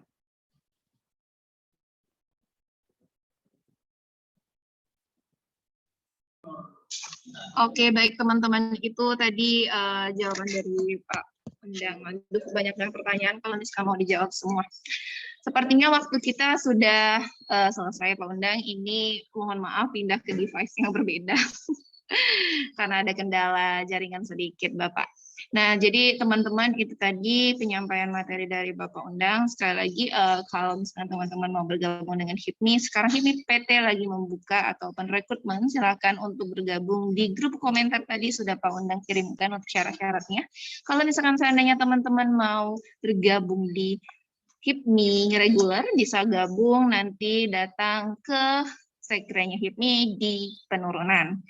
Nah, teman-teman juga perlu ketahui bahwa di CDC itu ada banyak sekali lowongan pekerjaan, info-info terkait di sana, bisa teman-teman kunjungi, bisa teman-teman lihat ya di akun sosial media kita. Kita punya Instagram, ada CDC Unip. Jadi nanti semua informasi-informasi seperti terkait open recruitment ini akan ada. Terus ada biasanya kerjasama antara CDC dengan Bank Indonesia, ada juga dengan OJK untuk open recruitment, itu semuanya kita tampilin di sosial media kita. Jadi jangan lupa follow Instagram Unip, Instagram CDC maksud kami, CDC Unip. Atau bisa kunjungi juga channel Telegram kita. Nah, itu teman-teman, kalau misalkan ingin bergabung, Pak Undang sudah menge-share nomornya, bisa di screenshot langsung. Itu ada staf HIPMI provinsi yang ingin bergabung bisa kontak di situ. Mungkin saya nanti bergabung nih Pak. Boleh. Nah, tapi tadi itu semuanya produk, Pak. Kalau saya nggak punya produk, saya bisnisnya jasa. Gimana, Pak? Apa bisa juga bergabung? Bisa semuanya. Iya, Oke. jasa, produk, perdagangan, bahkan yang belum berbisnis pun kita Bisa gabung. trail di HIPMI dan nanti bisa kolaborasi. Kita ciptakan produknya yang belum bergabung. Iya. Jadi bisa di situ melatih juga ya, Pak ya. Kebetulan sekretaris Bapak itu juga orang depan rumah, tuh Kak Jumi. Oh iya, baik, siap. Ya, oke, teman-teman, saya rasa sekian. Mungkin bisa kita foto bersama. Untuk admin bisa tolong untuk diabadikan. Bisa ya teman-teman semuanya untuk buka kameranya. Kita berfoto dengan Pak Undang. Ini jarang-jarang sekali kita bisa berfoto dengan Pak Undang, bisa bergabung. Kemarin itu Pak, saya ke rumah Bapak. Pertama itu dari BPS, Pak. Oh iya. Bukan saya, rekan saya. Iya. Rekan saya awalnya. Terus saya sore-sore ke sana juga, ternyata belum juga. Makanya teman-teman pemuda ini sibuk sekali. Maka kata saya, hari ini luar biasa kita bisa bergabung. Awalnya tadi juga kaget kemarin. Oh, narasumbernya Pak Undang. Wah, luar biasa sekali. Kemarin saya nggak bisa nemuin, ternyata bisa nemuin di sini. Baik. Admin bisa untuk Oke, kita foto screenshot Bapak. Mohon untuk standby ya Bapak sebentar. Oke. Ini ada berapa layar admin? Ada 2. Oke, kita standby aja karena urutannya berbeda-beda ya di setiap device. 1, 2, 3. 1, 2, 3. Apakah sudah? Sudah, oke. Terima kasih Pak Undang atas materi yang luar biasa. Terima kasih. Semoga bisa berkesempatan berkolaborasi lagi di lain waktu. Mungkin saya bisa bergabung dengan Pak Undang juga. Dan teman-teman di sini kami ucapkan selamat. Bapak semoga selamat sampai tujuan Bapak ya, dan semoga acaranya lancar. Baik, makasih Pak Berto. Assalamualaikum warahmatullahi wabarakatuh. Pak Undang. Waalaikumsalam warahmatullahi wabarakatuh. Teman-teman untuk yang mau absen silahkan absen di kolom chat. Sudah ada di-share sama panitia di awal tadi. Nanti akan saya share lagi sebentar. Silakan sebelum kami end. Kalau untuk informasi yang lebih lanjut, teman-teman seputar CDC dan kegiatan-kegiatan lainnya seperti ini bisa kunjungi untuk sosial media kita di Instagram CDC Unip, atau bisa kontak ke nomor handphone atau WA kita yang sudah tertera di pamflet-pamflet, atau bisa bergabung juga di channel Telegram kita, cari CDC Unip. Sekian dari saya Gina mohon pamit undur diri. Terima kasih atas perhatiannya dan mohon maaf jika ada salah kata. Wassalamualaikum warahmatullahi wabarakatuh. Waalaikumsalam.